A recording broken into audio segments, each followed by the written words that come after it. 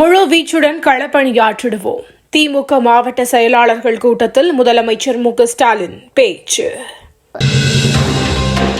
உட்கட்சி விவகாரத்தை நீங்கள் கேட்கக்கூடாது. பேட்டியின் போது கோபமடைந்த இபிஎஸ். கவின் ஆணவ கொலை வழக்கு, சுர்ஜித்தின் சித்தி மகன் ஜெயபாலன் கைது.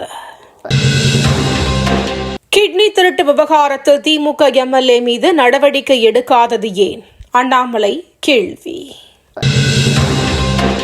சுதந்திர தினத்தை ஒட்டி ஆளுநர் மாளிகையில் தேநீர் விருந்து, விஜய்க்கு அழைப்பு.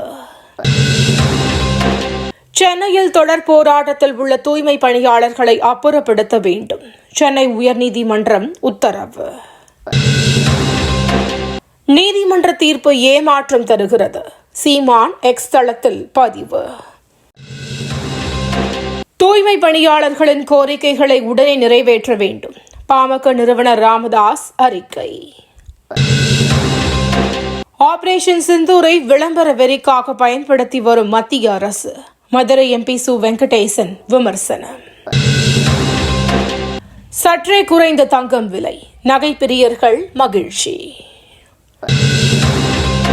திரையுலகில் 50 ஆண்டுகளை நிறைவு செய்த ரஜினிகாந்த், பிரபலங்கள் வாழ்த்து. துணைவேந்தர்கள் தேர்வு, ஆளுநருக்கு அதிகாரம் இல்லை என உச்சநீதிமன்றம் உத்தரவு. டொனெட்ஸ்க் பிராந்தியத்தை ரஷ்யாவுக்கு விட்டு தர மாட்டேன், உக்ரைன் அதிபர் திட்டவட்டு. ஐசிசி ஒருநாள் கிரிக்கெட் பேட்டிங் தரவரிசை, ரோஹித் சர்மா 2வது இடத்துக்கு முன்னேற்றம். நீலகிரி கோவையில் இன்று கனமழைக்கு வாய்ப்பு, வானிலை மையம் தகவல். தினந்தோறும் காலை தலைப்புச் செய்திகளை உடனுக்குடன் தெரிந்து கொள்ள வணக்கம் இந்தியா நியூஸுடன் இணைந்திருங்கள்.